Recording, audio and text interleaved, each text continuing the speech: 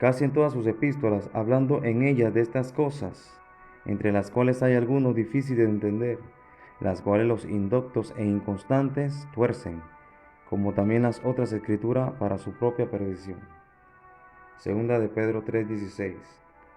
Aquí Pedro nos habla de Pablo y nos invita a hacer dos cosas. Primero, a no ser indocto y segundo, a no ser inconstante. Porque los indoctos y los inconstantes las palabras de Pablo iban a torcer, no iban a entender. Y existen las herramientas para el estudio de las cartas de Pablo y el estudio de los evangelios. Porque es nuestra tarea saber investigar, indagar e inquirir como lo hacían los antiguos. Porque el que ama busca, indaga. Existen datos arqueológicos que dan información seria y veraz de qué dijeron, por qué dijeron y cómo aplicar esos dichos y palabras, enseñanzas en nuestros días. Y para saber el entorno histórico, político y social y religioso que rodeaba los escritos del Nuevo Testamento de nuestro Señor Jesús y sus apóstoles, encontramos esos datos en el periodo del Segundo Templo. El periodo del Segundo Templo, o conocido también en el mundo judío como el judaísmo del Segundo Templo, es el periodo que va desde el año 516 a.C., que fue el regreso del cautiverio de los judíos, donde se construyó nuevamente el Segundo Templo por mano de Esdras, hasta su destrucción en el año 70 después de Cristo por el Imperio Romano. Este periodo de tiempo se conoce como el periodo del Segundo Templo.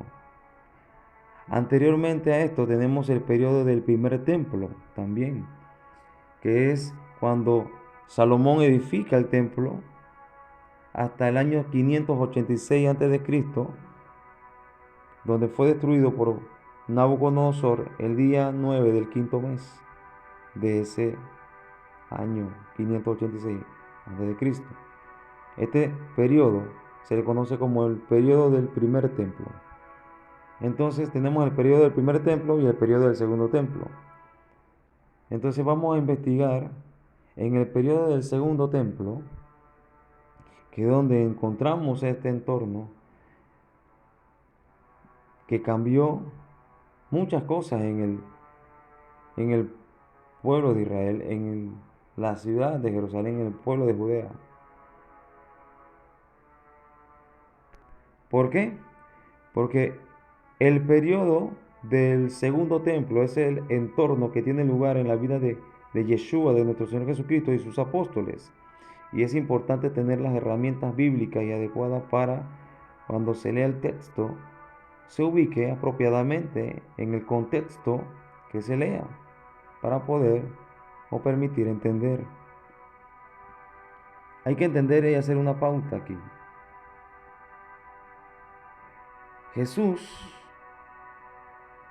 nos confirma el pacto. Él nos dice y nos confirma que Él es la revelación de la palabra. Y este punto lo desglosaremos más adelante. En el siglo IV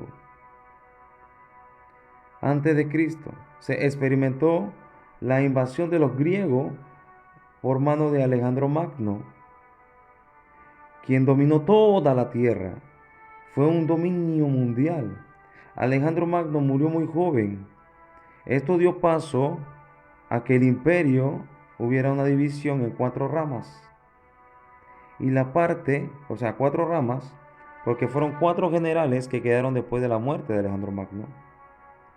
Quedaron 4 generales y uno de esos generales que le tocaba la parte de Israel era Antíoco Epífanes. Este fue el que dominó la parte de Judea. Y este estaba ubicado en Atenas y desde Atenas él tenía el dominio. Y este tenía como sueño mantener las ideas y los ideales de Alejandro Magno, y que era él tener una sola lengua mundial. Esto es lo que lo que vienen experimentando los antepasados en todos los imperios, porque esto es lo que ha tenido planificado el enemigo desde la antigüedad, hacer una sola lengua. Entonces, ¿qué hacían los griegos para tener este dominio, para tener la mente o cautivar la mente? Ellos hacían escuelas griegas en todos los países, instituciones, gimnasios y juegos olímpicos. Y cuando ellos cautivan la tierra de Israel, implementaron estas cosas con la intención de unir al mundo. Llegó la influencia o filosofía griega y esto es conocido como el helenismo. En aquella época tuvo mucho poder. Y los israelitas abrazaron el helenismo, tanto así que tenían 37 comunidades en la tierra de Judea. 37 comunidades de escénicos.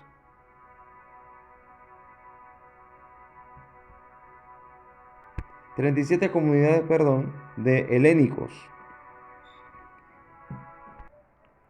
El historiador del primer siglo, Josefo, cuenta que en los Juegos Olímpicos que hacían los griegos, era muy fácil hacer daño a otras personas porque la gente de aquella época, con los ropajes que llevaban, escondían los cuchillos y los mataban. Y una medida que pusieron era que para entrar a los gimnasios se debía de entrar sin ropa, lógicamente desnudos. Las mujeres no iban. Y a los judíos que iban se le veía la circuncisión. Y los griegos, al ver que no tenían prepucio, para ellos esto era una abominación. Y la influencia en Israel fue tan grande que hubo judíos que fueron a los médicos para que se repusiera el prepucio, ¿no? Hoy en día, con toda la ciencia que hay, ¿no?, esa cirugía es bien riesgosa. Imagínense entonces en esa época. Era muy elevado el riesgo a morir de infección. Si esa influencia pasó con Israel a tal punto que hicieron esto, ¿qué pasaría con el resto de las naciones? En Israel en esa época existían dos grandes familias. Y una de esas familias se le conoce como el nombre de Unías. Y a la otra familia se le conoce como el nombre de Tobías. Esta familia era las más influyentes en la vida política de Israel para el periodo del Segundo Templo, para el periodo que estamos hablando.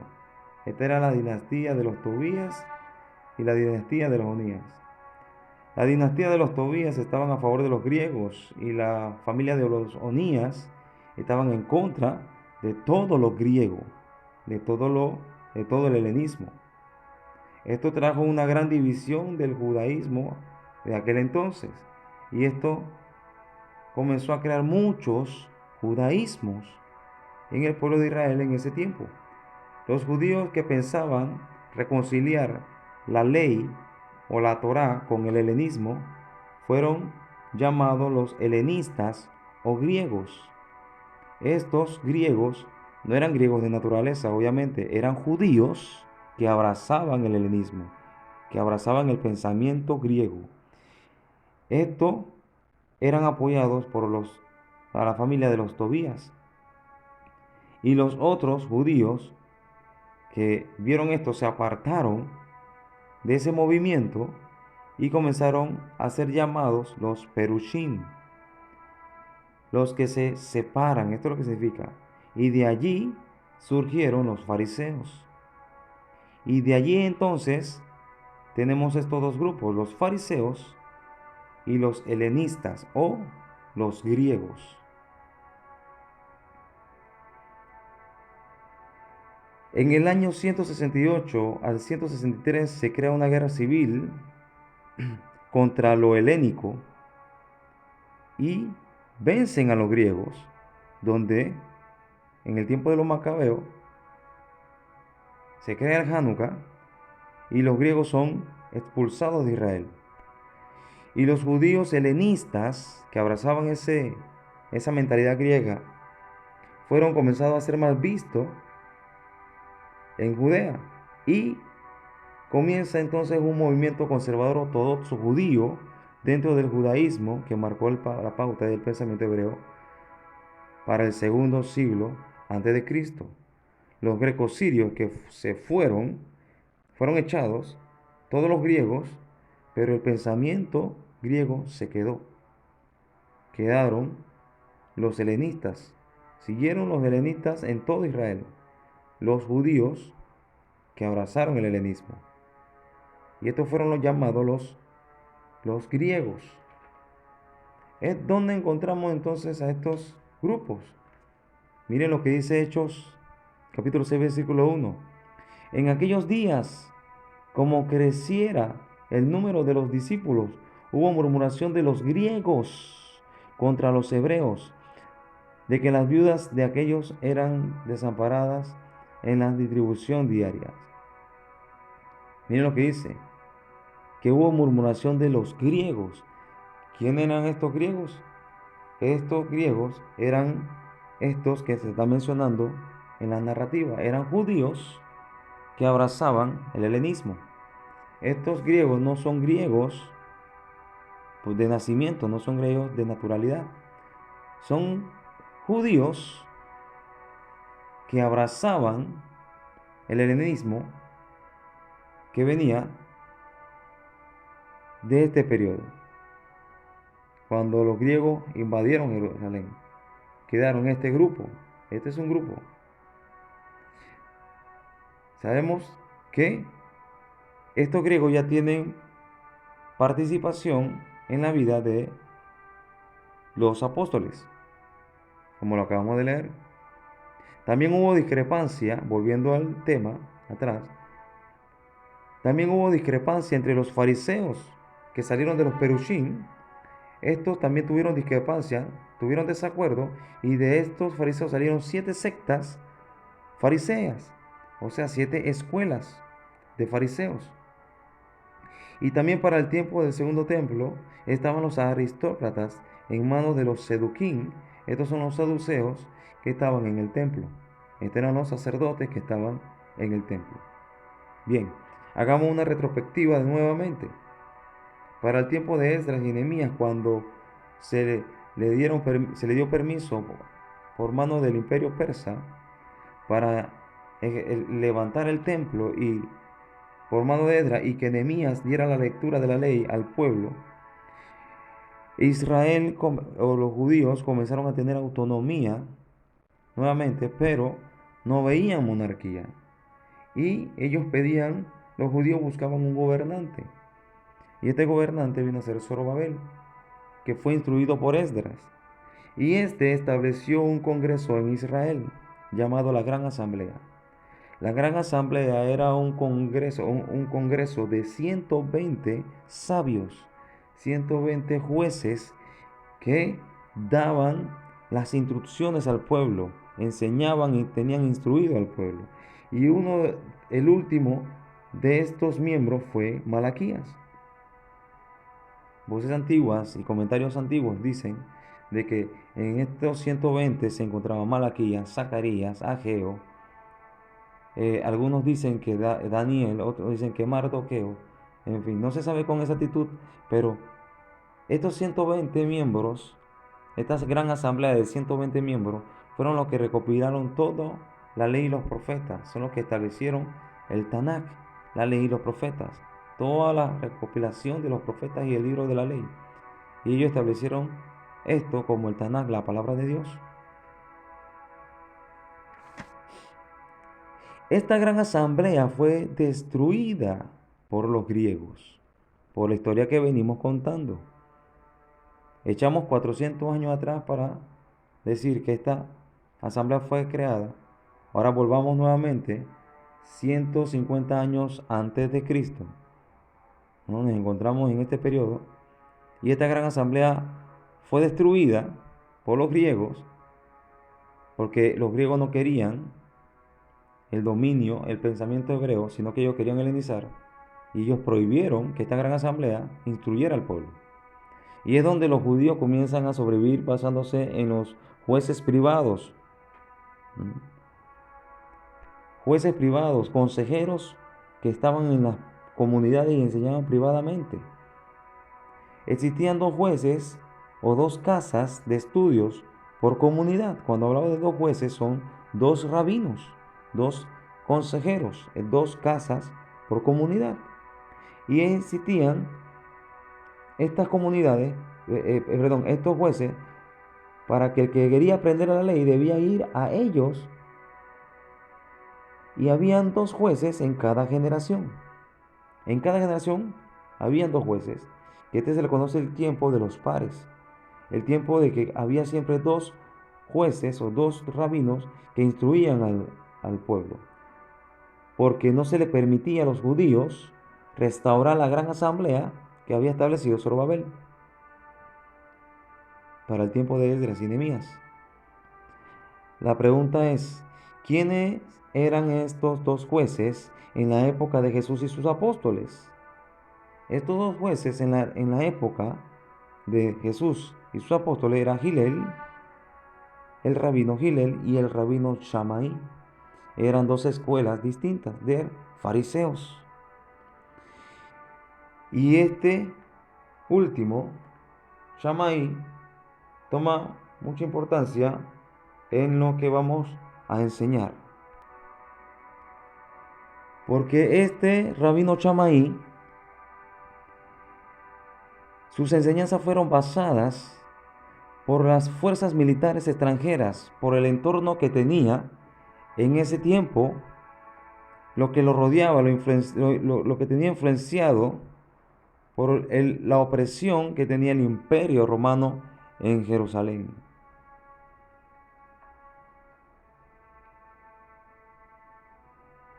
Ok. La enseñanza la influencia que rodeaba a los rabinos en ese entonces fueron influenciados por el imperio romano. ¿Por qué? Porque habían soldados por toda la nación, sitiando toda la nación, para hacer lo que los romanos tenían conocido como la paz de Roma. Y a estos romanos le tenían gimnasios y prostitutas que se rapaban el cabello. Por eso que Pablo prohibía en las cartas a las mujeres raparse el cabello, porque iban a ser confundidas por estas prostitutas. Y Roma tenía todo el dominio y convirtió a Israel en una provincia romana. No obstante, Roma nunca dio a ninguna ciudad dentro de Israel el estado de polis. El estado de polis era lo que le daba a Roma a ciertas ciudades, y el que naciera en esas ciudades se constituía ciudadano romano. Y una de estas polis era Tarso. Por eso que cuando Pablo dio a conocer de dónde era, se dieron cuenta que era ciudadano romano, porque Tarso es una ciudad la cual Roma le había dado estado de polis. Por eso que Pablo era judío y ciudadano romano también. Volviendo entonces a Chamaí. Chamaí, el rabino Chamaí, cuando era líder del Sanedrín, él estableció 18 exigencias para cualquier gentil, ojo, oído, gentil, que se quería ser judío. Esto es lo que se conoce como un prosélito.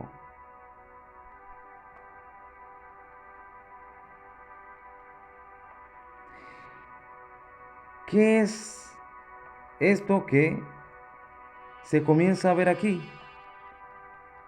Es algo muy importante a remarcar, porque los prosélitos toman un papel muy importante en todas las cartas de Pablo.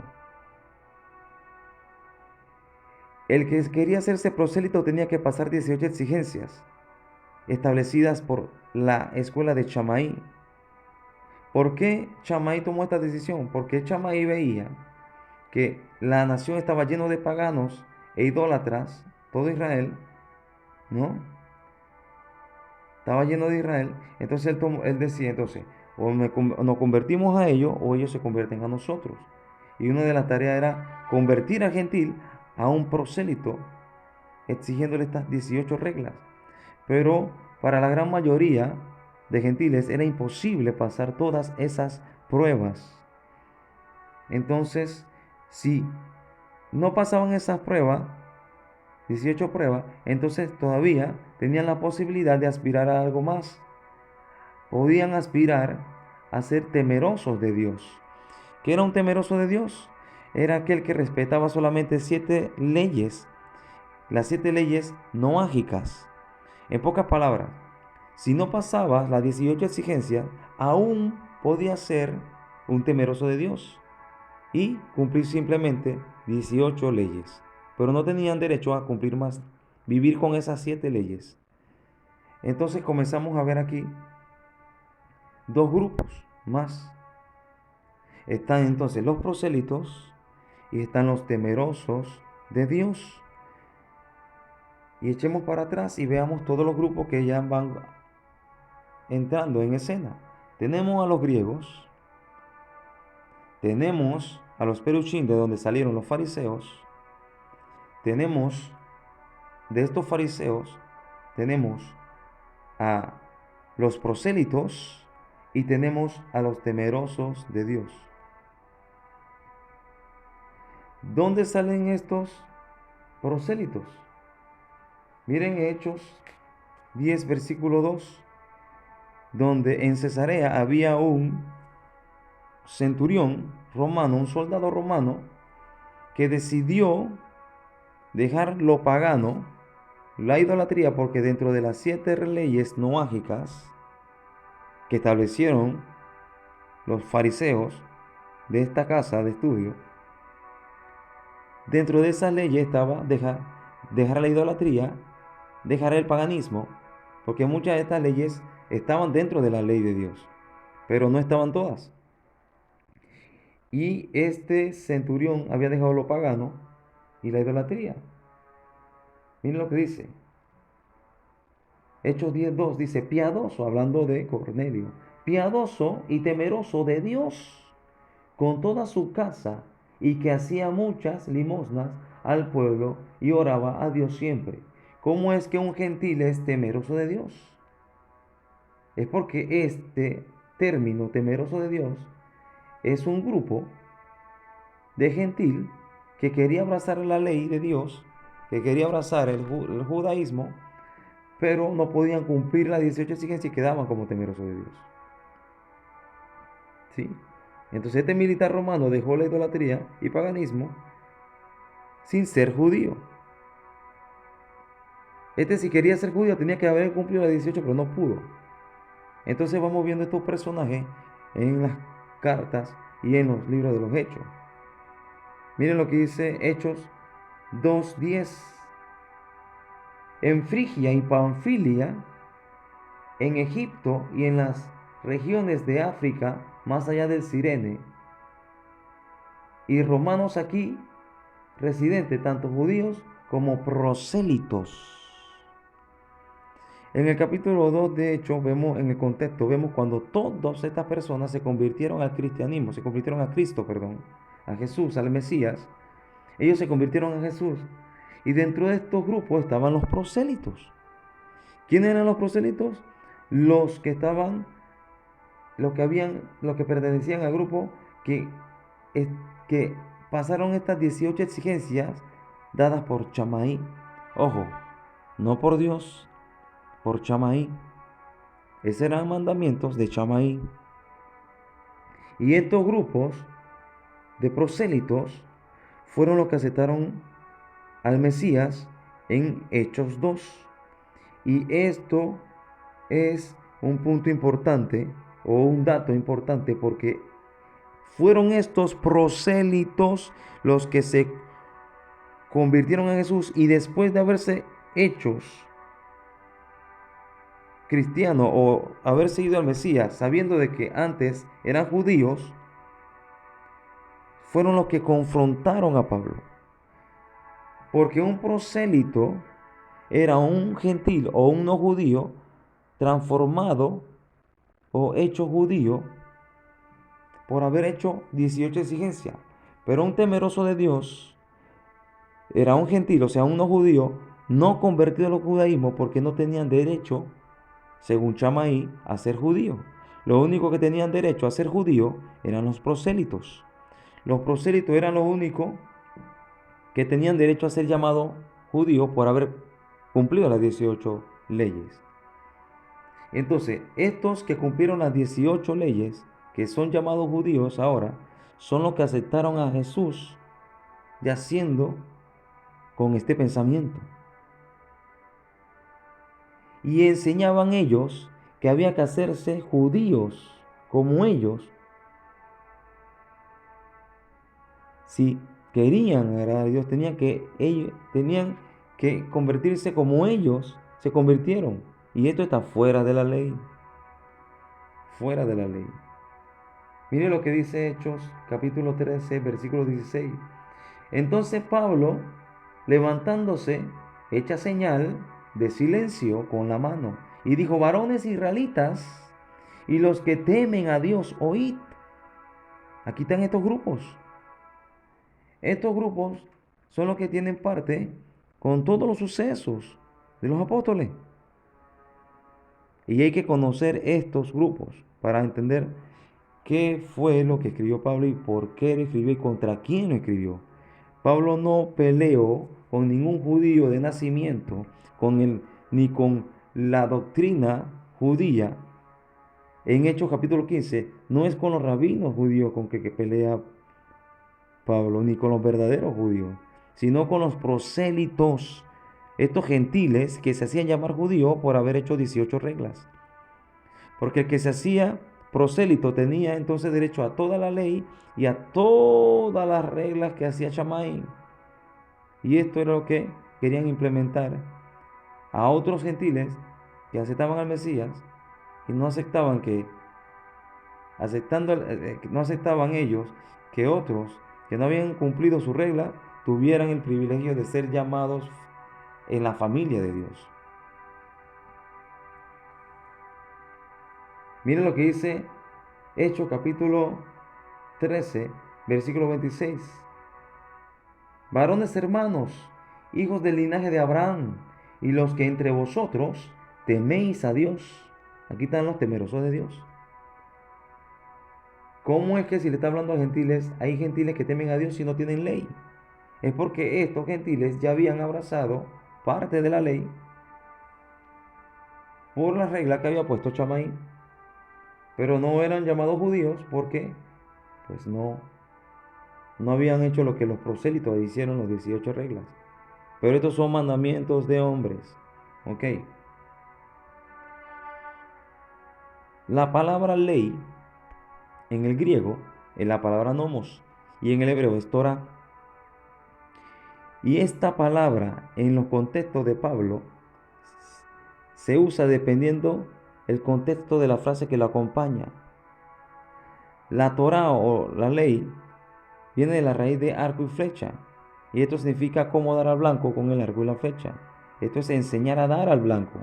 Es la manera de que el hombre funcione y alcance su objetivo. Y hay hebraísmos que Pablo utiliza a la hora de escribir sus cartas. ¿Qué es esto de hebraísmo? Son formas para expresar un concepto o conceptos. Son técnicas que tenían los rabinos para transmitir sus pensamientos en un escrito. Porque no es lo mismo a alguien hablándote personalmente que a alguien escribiéndote algo y transmitirte algo, algo por escrito. Por ejemplo, Isaías. El libro de Isaías comienza el rollo de lo que se conoce como el rollo de los profetas, o los dichos de los profetas. ¿Qué quiere decir esto? Que como Isaías comienza todo el libro de los profetas, a todos los profetas, después que están de Isaías, a todos esos profetas se les podía llamar Isaías. ¿Cómo es esto? Miren lo que dice Marcos 1:2. Marcos capítulo 1, versículo 2 dice: como está escrito en Isaías, el profeta: he aquí yo envío mi mensajero delante de tu faz, ¿Cómo es que Marcos dice que lo escribió Isaías cuando está citando Malaquías 3:1? Porque Malaquías 3:1 es el que dice esto. Es porque a Malaquías se le podía decir Isaías. ¿Por qué estas cosas están? Porque esta es una técnica. Cuando el rabino quiere mandarte a una referencia, como no existían versículos, él él te decía, eso está en Isaías, o sea, te mandaba al rollo de los profetas. Esta es una técnica, este es un hebraísmo para indicarte. Otro hebraísmo que había era que como no había versículo, por ejemplo, cuando le preguntaron a Juan el Bautista quién era, él dice, yo soy aquel yo soy voz que clama en el desierto. Él estaba mandándole, él está diciendo, ¿tú quieres saber cuál es mi función? Ve a Isaías 41, porque él mandaba una cita y por esa cita él tenía que ir allá y a leer todo el contexto. Esa era otra técnica para mandar al oyente a leer la palabra. Entonces, un rabino cuando habla de la ley, el hebraísmo que utiliza es importante entenderlo. Y Pablo era un rabino. Y Pablo estudió a los pies de Gamaliel. Gamaliel era nieto de Gilel. Él estudió en la casa de Gilel. Y Gilel tenía formas y reglas de escribir. Interpretaciones también. Y un rabino cuando habla de la ley puede estar refiriéndose o hablando de la ley de Moisés, uno, o de los profetas, o de los escritos, o de la interpretación de los jueces. Vamos con calma. Vuelvo y repito, cuando un rabino se refiere a la ley, hay que entender a qué ley se está hablando. Si es a la ley de Moisés, o a los profetas, o a los escritos. Y cuando hablo de escrito, hablo de la ley y de la profecía, de la ley y los profetas, o de todo el Tanakh escrito. Y por último, la interpretación de los jueces, que es la ley oral, que es la interpretación de lo que está escrito. Porque para la antigüedad esto se conocía también y se consideraba como la ley. Voy a poner un ejemplo. Deuteronomio capítulo 23, versículo 3, habla de que los moabitas ya no podían entrar a la tierra de Israel. La pregunta que me hago yo es, ¿cómo entonces Ruth entró? Ruth entró, ¿cómo tal explicación? ¿O Dios se equivocó? ¿O es inconstante que cambia de parecer? No, ni Dios se equivoca ni es inconstante. Esta respuesta la encontramos en la ley oral o la tradición oral. ¿Cuál es la tradición oral? La tradición oral era las interpretaciones que tenían los jueces antiguos o los consejeros antiguos para enseñar la palabra. Y en la ley oral dice que los moabitas que tenían prohibido entrar a la tierra de Israel eran los moabitas hombres. Hombres. Por eso que Ruth pudo entrar. Dios no se va a contradecir ni se va a arrepentir de lo que él dice. Entonces, tenemos estos dos conceptos. Y esto es importante entenderlo para leer a Pablo. Está la ley escrita y está la ley oral o la interpretación de lo escrito. ¿Sí? Esta ley oral, muchos se equivocaron al interpretarla. Por eso que no estaba prohibida leerla, de escribirla. Y no se tenía y no se puede tener por primero de la ley escrita. La ley escrita es primero, porque lo interpretado se puede equivocar. Hay muchos que interpretan correctamente. Esta ley oral muchas veces, la mayoría es buena, pero muchas veces también muchos se equivocaron. ¿Cómo, cómo sabemos que se equivocaron? Miren lo que dice Isaías, capítulo 1, versículo 26. Miren lo que dice. Restauraré tus jueces como al principio y tus consejeros como eran antes. Entonces te llamarán ciudad de justicia, ciudad fiel. Habían jueces que interpretaban bien la escritura, pero habían otros que se salían de la palabra y interpretaban la ley incorrectamente. Y Dios dice, voy a restablecer esos jueces, porque esos jueces no están haciendo bien como lo estaba haciendo Shammai, un juez puesto en Israel que interpretaba la ley a su antojo y ponía mandamientos de hombres. Y estos mandamientos de hombres son los que tenemos que tener cuidado, porque son los que con lo que Pablo lucha y contradice siempre, porque Pablo no luchó contra la ley, él luchó contra los mandamientos de hombre, contra estos prosélitos creados por la escuela de Shammai que imponían a los demás que para ser judío o para estar en la familia de Dios tenían que hacer como ellos quisieron. Y esto es lo que Pablo contradice siempre. Vuelvo, entonces muchos jueces se equivocaban. Entonces hay que entender, hay que saber que estaba la ley escrita y la ley oral. Bien, entonces esas interpretaciones orales se le conocía en ese tiempo también y se le conoce hoy en día también por muchos como la ley también. Pero la ley oral, la Torah Shebealpe. Por eso cuando Pablo habla de la ley hay que saber de qué ley está hablando. Por ejemplo, en Gálatas capítulo 3, que explicaremos más adelante, hay que saber de qué ley está hablando allí Pablo. Otro concepto, otra forma, otro hebraísmo, otro concepto para entender a Pablo es los cercos de la Torah o los cercos de la ley. ¿Qué son los cercos de la ley? Son mandamientos que se daban por ordenanzas para no incumplir un mandamiento de Dios o un mandamiento de la ley de Moisés. Por ejemplo, es como una protección para no pecar. Por ejemplo,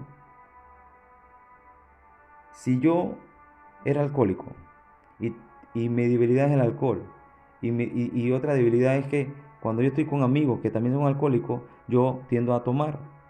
Entonces yo dejo el alcohol y una de las medidas que yo me pongo es no acercarme a esas amistades que me incitan al alcohol. La pregunta ¿es pecado hablarle yo a personas que beben? De ninguna manera, no es pecado, pero es una exigencia que yo me pongo para no pecar. Es un cerco que yo me pongo para no caer. Y estos cercos se ponían en el pueblo de Israel para no pecar contra Dios. El problema era que se ponía por encima de los mandamientos de Dios los cercos. Y esto es lo que no agrada a Dios. Por ejemplo, la ley de los alimentos en Israel, como se llenó de paganos y también había templos, y se sabe que cuando un gentil ofrece su comida a sus ídolos, entonces Chamaí, ojo, Chamaí, establece un decreto. No entrar a la casa de un gentil. ¿Por qué? Porque iban a pensar que estaba en idolatría. Porque apenas tú entras a la casa de un gentil, tú vas a estar en idolatría. Tú sabes que vas a pecar. ¿Por qué? Porque estás al frente de un ídolo. Entonces ellos prohibían entrar a la casa de los gentiles. ¿Es pecado entrar a la casa de un gentil? De ninguna manera. No es pecado. No es pecado. Pero ellos se ponían eso para supuestamente no pecar. Entonces, esto no es la ley de Dios. Es un mandamiento de hombre. Es un cerco.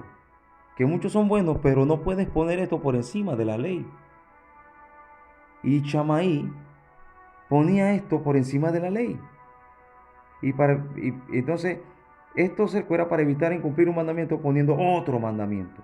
Y esto en el judaísmo se le conoce como los mandamientos en forma de ordenanzas. Los mandamientos en forma de ordenanzas. Y eso hay que saberlo cuando leemos también a Pablo. Todo estos conceptos hay que saberlo. Por ejemplo, Efesios 2:15 dice, aboliendo en su carne las enemistades, la ley de los mandamientos expresado en ordenanzas.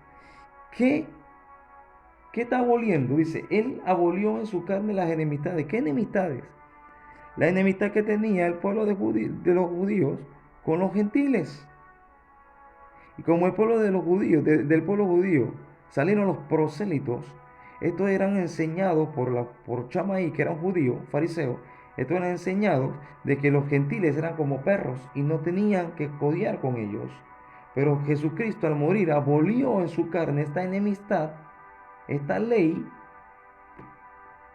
puesta, estos mandamientos expresados en ordenanzas. No expresado en la ley, porque la ley acoge al extranjero.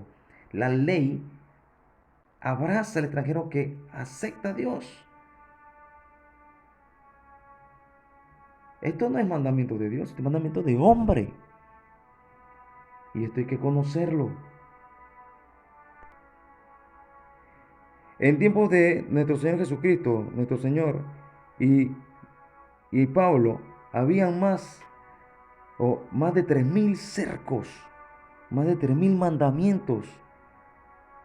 La gente estaba hastiada de tanto mandamiento. Estaba hastiada de tanto mandato tras mandato. Llegó el punto que en vez de leer la ley o la Torá, se leían a los cercos, estos mandatos expresados por ordenanzas. Y Yeshua, nuestro Señor, luchó contra eso. Contra eso fue que Él luchó. Él determinó a estos mandamientos como estorbos, a los mandamientos que no cumplen sus funciones, los echó abajo. Miren lo que dice Mateo 23:2.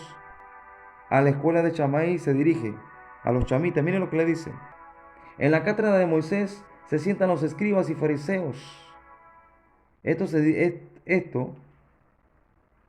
está dirigido a la casa de Chamaí, porque contra ellos, contra esa escuela, Jesucristo contradijo. ¿Y qué le dijo Yeshua o nuestro Señor Jesucristo a la casa de Chamaí? Miren esto. Mateo capítulo 23, versículos 15 dice, miren lo que dice Jesús a Chamaí. 23, capítulo 15, perdón, capítulo 23, versículo 15 dice, hay de vosotros, escribas y fariseos hipócritas, porque recorréis mar y tierra para ser un prosélito, y una vez hecho, lo hacéis más hijo del infierno que vosotros. Aquí están esos prosélitos. Jesucristo los conoció. Todos sabían que la escuela de Chamaí hacía prosélitos. Él sabía que esos prosélitos, para ser prosélitos, invalidaban la ley. Iban en contra de lo que Dios había establecido. Por eso le dice, hay de vosotros escribas y fariseos hipócritas, porque recorréis mar y tierra. ¿Por qué recorren mar y tierra? Porque salen a las otras naciones, porque buscan a los gentiles para hacer estos prosélitos. Porque estos prosélitos son gentiles. Son estos prosélitos los que persiguen a Pablo para decir que no tiene derecho de hacer hijo de Dios sin que pasen las reglas que ellos pasaron. Y por eso Pablo los confronta. Por eso que Jesucristo fue en contra de la casa de Chamaí. Mateo 23:38. Miren lo que dice Mateo 23:38. ¿Qué dijo Yeshua a la casa de Chamaí? La casa de Chamaí, o significa la escuela de Chamaí. Y miren lo que dice 23:38 de Mateo. He aquí vuestra casa, o sea, vuestra escuela, os es dejada desierta. Y esto se cumple porque esa casa fue desierta tiempo después. Y Pablo también estaba en contra de estos tacanot, pues se le conocían como los tacanot, los mandamientos de los hombres, y los sefirot, esas ordenanzas, las 18 ordenanzas también de los prosélitos. Estas 18 ordenanzas, Yeshua, nuestro Señor Jesucristo, las redujo a dos. Él simplemente dijo, arrepiéntete y bautízate. ¿No acaso hizo esto también David? ¿Hizo al Señor mal? David no hizo esto. En los Salmos, en el Salmo 15, David pues vio 613 mandamientos y dijo, y David la redujo a 11. Mira lo que dice. Jehová, ¿quién habitará en tu tabernáculo? ¿Quién morará en tu monte santo? El que anda en integridad y hace justicia y habla verdad en su corazón. El que no calumnia con su lengua, ni hace mal a su prójimo, ni admite reproche alguno contra su vecino. Aquel a cuyos ojos el vil es menospreciado, pero honra a los que temen a Jehová. El que aun jurando en daño suyo, no por eso cambia, quien su dinero no dio a usura, ni contra el inocente admitió cohecho. El que hace estas cosas no rebalará jamás. Él, David lo redujo a 11. Y no por eso quiere decir que vayamos a vivir simplemente con 11 mandamientos, porque la vida se ramifica en muchas áreas. Para entender qué es el adulterio, no podemos simplemente entenderlo porque diga no adulteres, porque hay que ver dónde, en qué acto está escondido el adulterio del pecado. Porque puedo adulterar teniendo relaciones sexuales, pero también puedo adulterar idolatrando, también puedo adulterar en mi cuerpo, también puedo adulterar en muchas cosas. Entonces, pero no podemos salirnos de lo que es la ley de Dios. No podemos imponerle a otro algo que Dios no ha establecido. Habacuc redujo todo esto a uno. En Habacuc 2:4 dice que el justo por la fe vivirá. Así de sencillo. Pero para saber qué es un justo, entonces desglosamos todo este concepto. Y la casa de Gilel nunca enseñó tales cosas. Y cuando se lee Gálatas debemos interpretarlo con cuidado, ver bien realmente la historiografía de Paulina, o sea, tener en cuenta los dichos de Pablo, los conceptos como el rabino que era, su hebraísmo, porque se quedaron sus cartas, pero ¿dónde está lo que él habló? Lo que él enseñó personalmente. Expresar algo en una carta no es lo mismo que expresarlo cuando tú estás hablándolo verbalmente. Y tampoco quedaron las cartas que le escribieron sus comunidades a sus remitentes. Y han errado al leer a Pablo diciendo que la ley ya no es válida para la salvación. La ley tiene un punto muy importante en el Evangelio, porque el decálogo es eterno. Los 10 mandamientos son eternos, porque en el reino no va a haber homicidas, y quien te enseña que el homicida no le agrada a Dios es la ley. Entonces, entendamos cuando Pablo se refiere a la ley. Hay 3 conceptos que hay que entender. Primero, las obras de la ley. Segundo, bajo la ley. Y tercero, los hacedores de la ley. Miren lo que dice Romanos 3:20. Ya que por las obras de la ley ningún ser humano será justificado delante de él, porque por medio de la ley es el conocimiento del pecado. Miren lo que está diciendo, que por las obras de la ley ningún ser humano será justificado. Sabemos que por las obras de la ley no hay justificación, entonces este término, obras de la ley, es un término negativo. Miren lo que dice Romanos 2:13. Porque no son los oidores de la ley los justos ante Dios, sino los hacedores de la ley serán justificados. Entonces, ¿cómo es que en uno dice que no serán justificados y acá dice que los hacedores de la ley sí serán justificados? O sea que la obra de la ley y los hacedores de la ley no es lo mismo. ¿Cuál es la diferencia? Miren lo que dice Efesios 2:12. En aquel tiempo estaban sin Cristo, alejados de la ciudadanía de Israel y ajenos a los pactos de la promesa, sin esperanza y sin Dios en el mundo. O sea que para Pablo el problema no era tener la ley, sino el problema era no tener la ley. Para Pablo, no tener ley era como una maldición.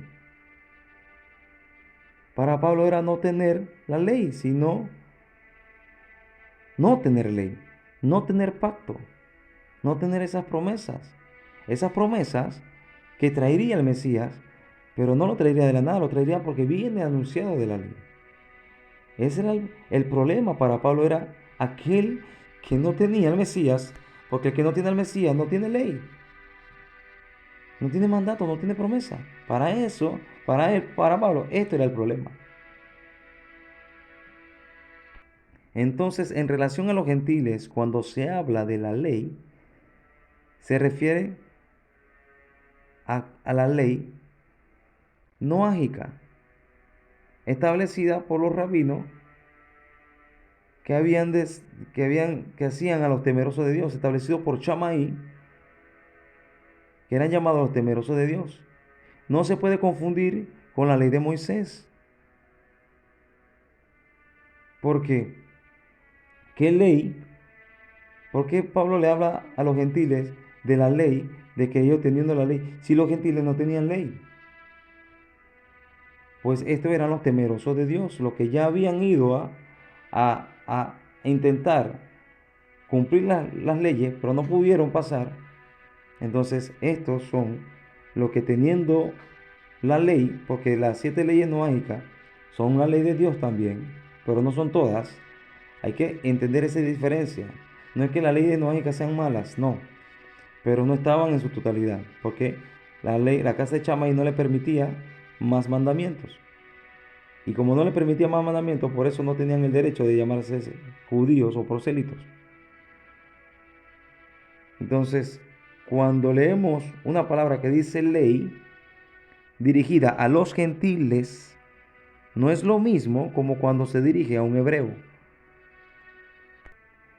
Hay que ver qué frase acompaña la palabra ley cuando Pablo escribía.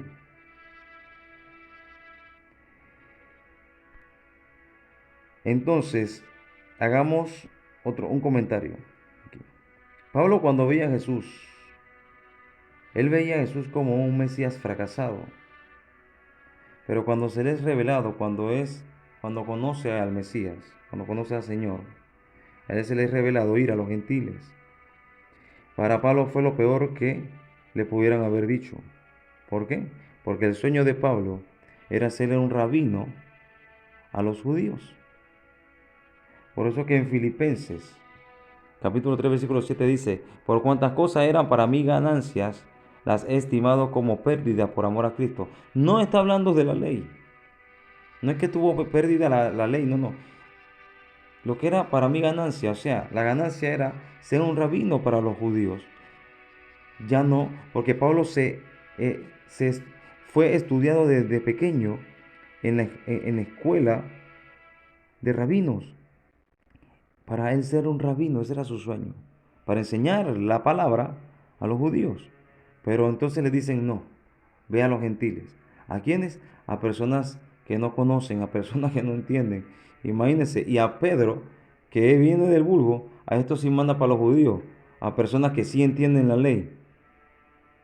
¿Cómo hace Dios las cosas, no? Un rabino lo manda a los gentiles y uno que no es rabino lo manda a los que sí son rabinos. Pero así es Dios. Él es perfecto en todo. Entonces, este término de hacedores de la ley, veamos entonces qué es un hacedor de la ley. Romanos capítulo 2, versículos 26 y 27 dice, si pues el incircunciso guardare la ordenanza de la ley, ojo, ¿quién es el incircunciso? El gentil. Entonces, ¿por qué dice, si guardare las ordenanzas de la ley? ¿Qué ley? Si el gentil no tiene ley. ¿Qué ordenanzas? Si el gentil no tiene ley. Y ojo, dice ordenanza, se refiere a las ordenanzas que puso Chamaí, las ordenanzas como los prosélitos y los temerosos de Dios. Y aquí el incircunciso se refiere al gentil, o sea, al temeroso de Dios, porque el prosélito era circuncidado, porque una de las reglas, una de estas 18 reglas que tenía el prosélito era de circuncidarse. Bueno, no sé, entremos en contexto para leer. Sí, pues, el incircunciso, o sea, el gentil, que guardaba las ordenanzas de la ley, o sea, el temeroso de Dios, sí, sí, pues, el incircunciso guardase las ordenanzas de la ley, viene la pregunta, ¿no será tenida su incircuncisión como circuncisión? Esas pocas leyes que tenía, esas 7 leyes noágicas, que eran las 7 leyes noágicas, si él teniendo esas 7 leyes, aunque siendo incircunciso, si él cumple esas 7 leyes, ¿no será su incircuncisión como circuncisión en su corazón? Y mire lo que dice el otro versículo. Y el que físicamente es incircunciso, o sea, los gentiles temerosos de Dios, sigue hablando. Si el que físicamente es incircunciso, pero guarda perfectamente la ley, ¿no te condenará a ti? ¿A quiénes? A los prosélitos, que era lo que juzgaban, si ven el contexto de todo el capítulo.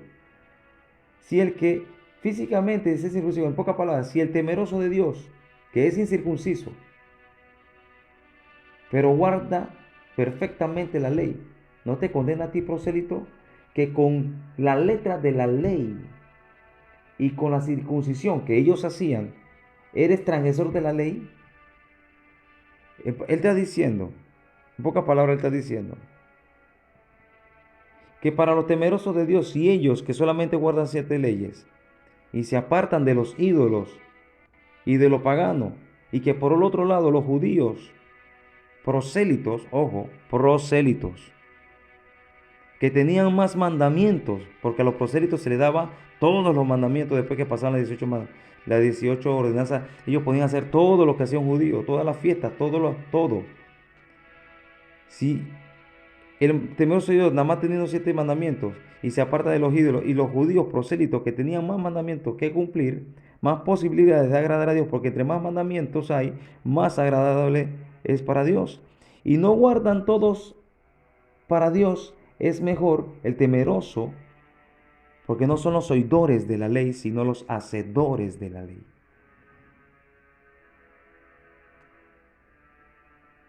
Gálatas 3:24 dice, de manera que la ley ha sido nuestro ayo para llevarnos a Cristo, a fin de que fuésemos justificados por la fe. Pero si en Gálatas Pablo está hablando con los gentiles no tienen ley, porque le dice que la ley estaba antes en ellos. Está hablando de las leyes noágicas. Está hablando de los temerosos de Dios que ya habían aceptado la ley de Dios. Y él está diciendo aquí que las 7 leyes estaban antes de la venida del Mesías. Pero ahora venido el Mesías tienen acceso a todos los pactos y promesas y coherederos y miembros de la familia de Dios. ¿Por qué le está diciendo esto? Porque los prosélitos le decían a los que temían a Dios que ellos no tenían derecho a hacer más mandamientos que sus 7 mandamientos. Y que no tenían derecho a las promesas, que no eran coherederos y que tampoco pertenecían a la familia de Dios. Pero Pablo le dice, ven acá, de manera que la ley ha sido nuestro ayo para llevarnos a Cristo, a fin de que fuésemos justificados por la fe. En pocas palabras diciendo ahí, tienes acceso a todos los pactos, tienes acceso a la promesa, eres coheredero y miembro de la familia de Dios. ¿Cómo apoyo, cómo apoyo este comentario? Colosenses 2:16 dice, por tanto, Colosenses 2:10, capítulo 2, 16 y 17 dice, por tanto, nadie os juzgue en comida o en bebida, o en cuanto a días de fiestas, o luna nueva, o días de reposo, todo lo cual es sombra de lo que ha de venir, pero el cuerpo es de Cristo. El que lee esto dice, por tanto, nadie os juzgue en comida y bebida. Bueno, podemos comer lo que quieran. Yo no, yo no obligo a nadie a comer lo que Yo pienso que es bueno para él, pero sabemos de que Dios tiene una dieta para el hombre y que sabe qué le conviene al hombre comer y qué no le conviene comer. Pero el que le dice, podemos comer lo que quiera. Tú decides si comes lo que quieras. Pero no es lo que está diciendo Pablo. Pablo está diciendo que nadie te juzgue en comida o bebida. ¿Por qué? Porque los prosélitos, cuando veían a estos hombres, a los temerosos de Dios comiendo lo que ellos comían, ellos le decían que ellos no tenían derecho de comer eso. Y cuando lo veían celebrando la fiesta, los días de fiestas, cuando como ellos celebraban, ellos venían y criticaban. Por eso Pablo decía, no tienes derecho a hacerlo porque ellos aceptaron al Mesías y tienen la misma promesa que tienen los hijos de Abraham.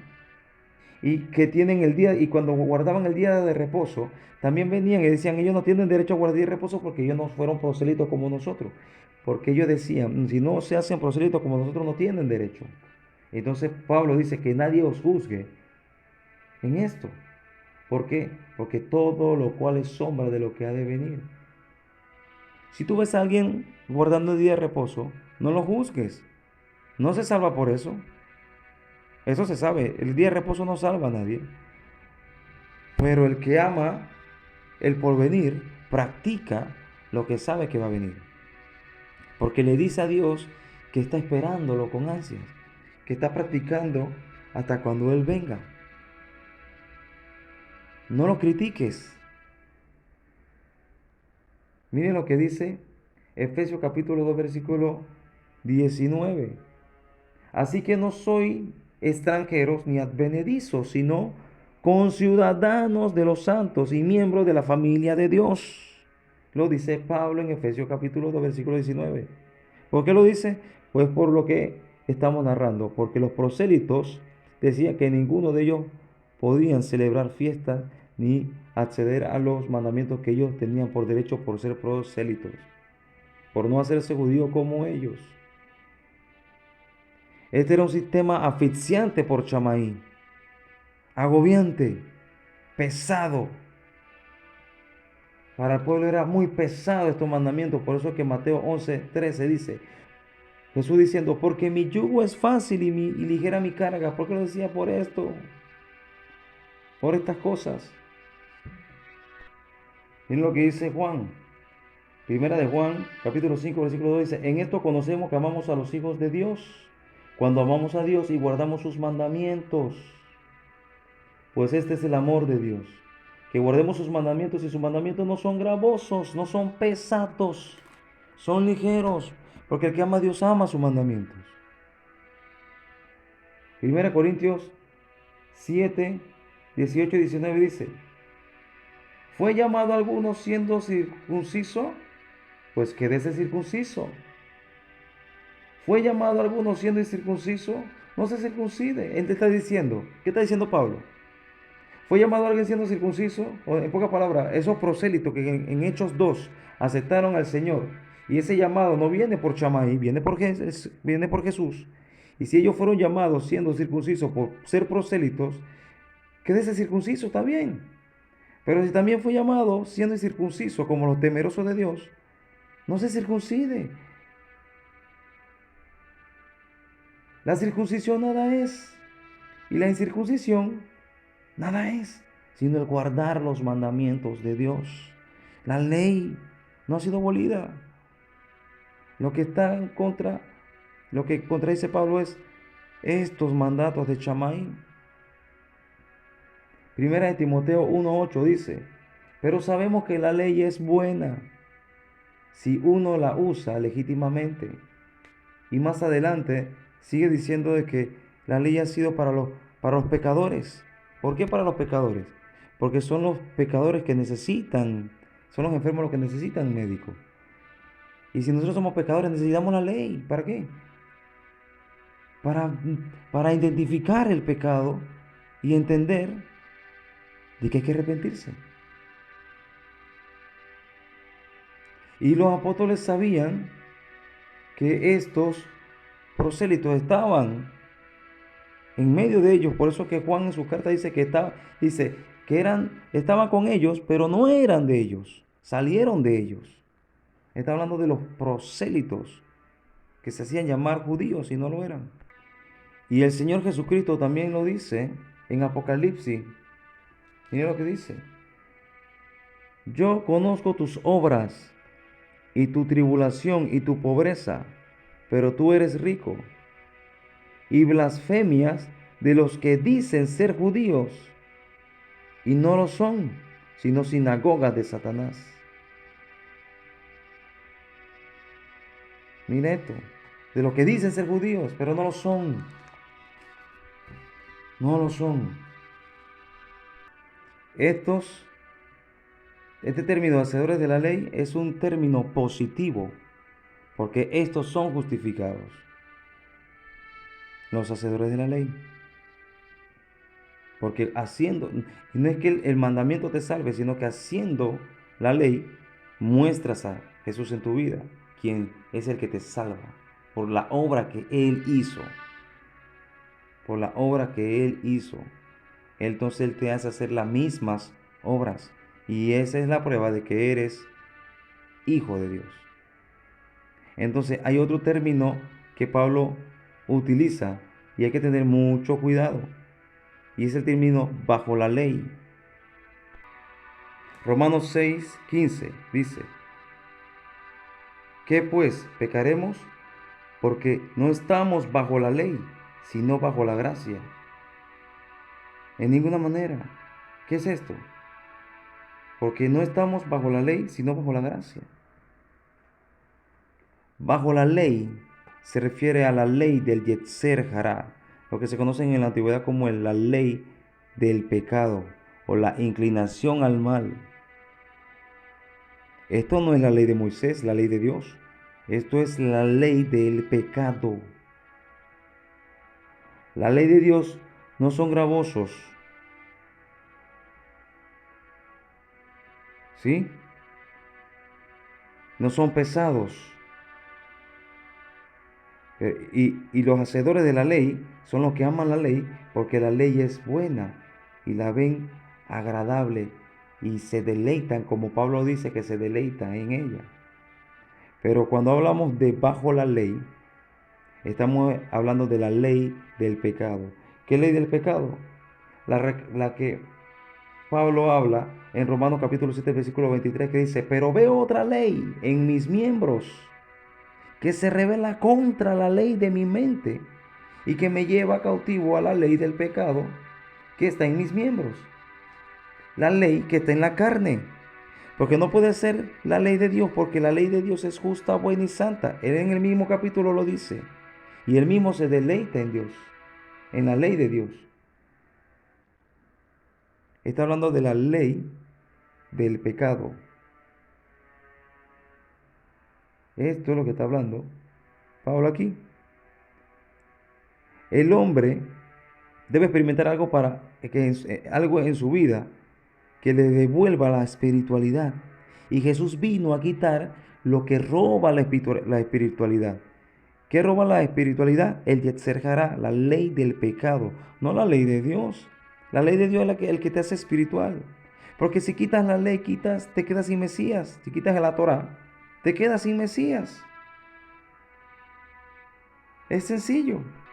¿Cómo sabemos que la ley te hace espiritual? Salmo 119, 1 y 2, mira lo que dice. Bienaventurados los perfectos de camino, los que andan en la ley de Jehová. Bienaventurados los que guardan su testimonio y con todo el corazón le buscan. Salmo 119 en ese mismo versículo 9 dice, ¿con qué limpiará el joven su camino? Con guardar tu palabra. Guardar tu palabra. Salmo 119, versículo 118, en ese mismo Salmo 118. Miren lo que dice aquí. Hollaste a todos los que se desvían de tus estatutos porque su astucia es falsedad. No te desvíes de la palabra de Dios. 127 de ese mismo capítulo dice, por eso he amado tus mandamientos más que el oro y más que oro muy puro. Miren lo valioso que era para los profetas, para los hombres de Dios, la palabra La palabra de Dios es el carácter de Dios. Ese mismo capítulo en el 136 dice, ríos de agua descendieron de mis ojos, o sea, que lloró. ¿Por qué lloró? Porque no guardaban la ley, porque no guardan tu ley, porque no guardan la ley de Dios. Efesios 1:18 dice, alumbrando los ojos de vuestro entendimiento para que sepáis cuál es la esperanza. Tiene la luz de vuestro entendimiento la palabra de Dios, para que sepáis cuál es la esperanza a aquel que os ha llamado y cuál es la riqueza de la gloria de su herencia en los santos. ¿Cuál es la herencia que nos trae nuestro Señor? La ley, la Torah. La Torah es la herencia. La palabra de Dios es la herencia. Aquel que ve algo más alto que la palabra de Dios, entonces no es de Dios. Porque el hombre de Dios lo que más atesora son los dichos de la boca de su Dios. Para el hombre de Dios, lo más espléndido, lo más valioso, es la palabra de su Dios. Esa es su herencia. Ese es el carácter de Dios, es lo más hermoso que el hombre puede recibir. Esos son sus dones, sus mandamientos. Están entonces los que guardan la ley y los que no. Porque el que está bajo la ley no puede agradar a Dios. Romanos 8, capítulo 8, versículo 6 y 7 dice, porque el ocuparse de la carne es muerte, pero el ocuparse del Espíritu es vida y paz. Por cuanto los designios de la carne son enemistad contra Dios. ¿Por qué? Porque no se sujetan a la ley de Dios, ni tampoco pueden. ¿Por qué? Porque están bajo la ley del Yetzer Hará, bajo la ley del pecado, bajo la ley de sus miembros. Y estando bajo la ley de los miembros, no pueden, no se sujetan a la ley de Dios. La ley de Dios que es santa. Romanos 8, 9 dice, mas vosotros no vivís según la carne, sino según el Espíritu. Si es que el Espíritu de Dios mora en vosotros. Y si alguno no tiene el Espíritu de Cristo, no es de él. La muerte de Yeshua representa la muerte del Yetzer Hará.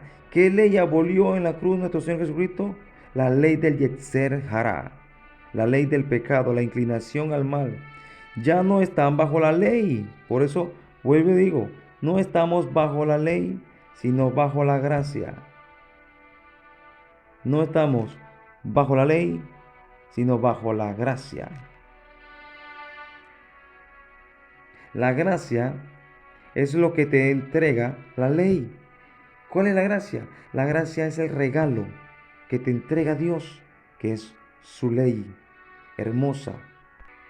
Salmo 119, 29 dice, aparta de mí el camino de la mentira, o sea, del pecado, y en tu misericordia concédeme tu ley. Ese era el anhelo de los hombres de Dios, la ley. Porque vivir en la carne es vivir sin ley, vivir sin Torah. Y la carne representa a Adán. Pero vivir en las leyes, en los decretos, en los estatutos, en los dichos de Dios, es vivir en el Espíritu, o sea, en Yeshua, en el Mesías. Porque la ley no fue anunciada para ser abolida. Ella fue anunciada para mostrarte al Mesías. Porque esos son los dichos eternos. Y por último tenemos el término famoso y bien controversial, que es las obras de la ley. Las obras de la ley. Como leímos antes, dice que la obra de la ley no nos justifica, pero los hacedores de la ley sí son justificados. Romanos 7:22 dice, porque según el hombre interior me deleito en la ley de Dios. Santiago 1:22 dice, pero sed hacedores de la palabra, y no tan solamente oidores, engañándoos a vosotros mismos. Primera de Juan, capítulo 5, 2 y 3 dice, en esto conocemos que amamos a los hijos de Dios, cuando amamos a Dios y guardamos sus mandamientos. Pues este es el amor de Dios, que guardemos sus mandamientos, y sus mandamientos no son gravosos, como lo leímos antes. Entonces los hacedores de la ley sí se justifican, pero dice Pablo que que las obras de la ley no son justificados. ¿Qué es esto de las obras de la ley? Como antes mencionamos, el hebraísmo que utilizan los rabinos para referirse a la ley se puede referir a la ley de Moisés, a la ley, a los profetas, a la ley escrita y a la ley oral, a los dichos de los jueces.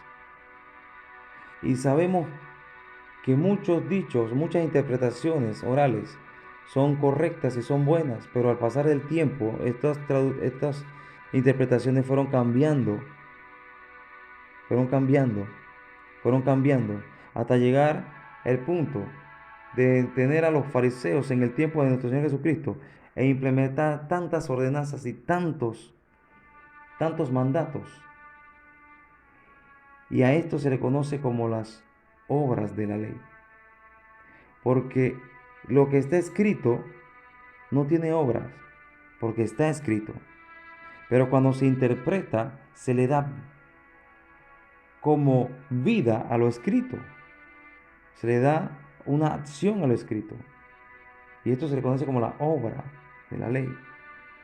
Y las obras de la ley, en los escritos de Pablo, se refiere a la ley oral. Y cuando Pablo se refiere a la ley oral, como en Gálatas, se está refiriendo a las leyes orales que recibían los prosélitos por parte de Chamaí. O sea que no te salva esa obra. Él está diciendo, no te salva, no te justificas por haberte hecho prosélito, por hacer tantos preceptos y exigencias, sino la fe de Jesucristo. Mire lo que dice Gálatas, capítulo 2, versículo 16, dice, sabiendo que el hombre no es justificado por las obras de la ley, sino ¿por qué? Por la fe de Jesucristo, no la fe en Jesucristo. Esto es muy importante, sino la fe de Jesucristo. Te sale la fe de Él. ¿Cuál es la fe de Jesucristo? La que Él obró cuando caminó. Los mandamientos de Dios. Esa es la fe que te salva. La fe que tuvo Él. La obra que Él hizo. Somos salvos por obras, sí, por las obras de Jesús, no la de nosotros. Por las obras de Él. Por eso que los hacedores de la ley son justificados. ¿Por qué? Porque las obras de Jesús están en ellos. No nuestras propias obras, sino las obras que Él hizo. La fe de Él, la que tuvo Él. No nos salva la fe, no nos salva la fe en las obras. Nos salva la fe, no nos salva la fe en las obras de la ley. O sea, no te salva la fe en los preceptos de Chamaí. No te salva esas obras, te salva la fe en las obras de Jesús, en las obras que hizo Jesucristo. Nos salva la fe del Mesías, la que Él creyó. Porque las obras de la ley, o la de Chamaí, nos coloca bajo la ley, la de Yetzer Hará. Porque la ley no fue anunciada para traer salvación, sino para anunciarla, para mostrarla, para prometerla. No se guarda la ley para salvarnos, no, no, no. Se guarda la ley después de que fuimos salvados por Él. Como fruto, como muestra de que somos de Él, como muestra de que le pertenecemos a Él. Como muestra de que en nuestra vida está la salvación de Hashem, la salvación de Dios. No cumplimos las leyes para comprar la salvación, no, sino para recibir esa salvación. Como un regalo. Como un regalo. Esta es la diferencia de los términos. Pero toda esta cosa la han malinterpretado. ¿Por qué? Porque los indoctos e inconstantes tuercen a Pablo. Y ojo, cuando Pedro dice que los inconstantes y los indoctos no entienden a Pablo, se refiere a personas que estaban con Pablo alrededor de él, personas que conocían lo que estamos hablando, no personas que no necesitan que yo les explique esto, ya lo conocían. Imagínense nosotros 2000 años después, que tenemos que conocer, ir primero al contexto, ir primero a lo que, al entorno de todo lo que se estaba hablando, para después entonces estudiar doctrina. Y esta parte era para conocer el entorno y los dichos de Pablo. Y la segunda parte, hablaremos entonces del otro rabino llamado Gilel, que era el maestro de Gamaliel y Gamaliel el maestro de Pablo. Y entenderemos entonces las interpretaciones que Pablo tenía para la palabra, que son 7 reglas de interpretación, porque son 7 reglas de interpretación que tenía Gilel. Y Gilel sí estaba de acuerdo a lo que decía Jesús, estaban en la misma línea. Pablo no contradice a Jesús, hay que entender esas reglas. Y esto lo entenderemos en el siguiente estudio.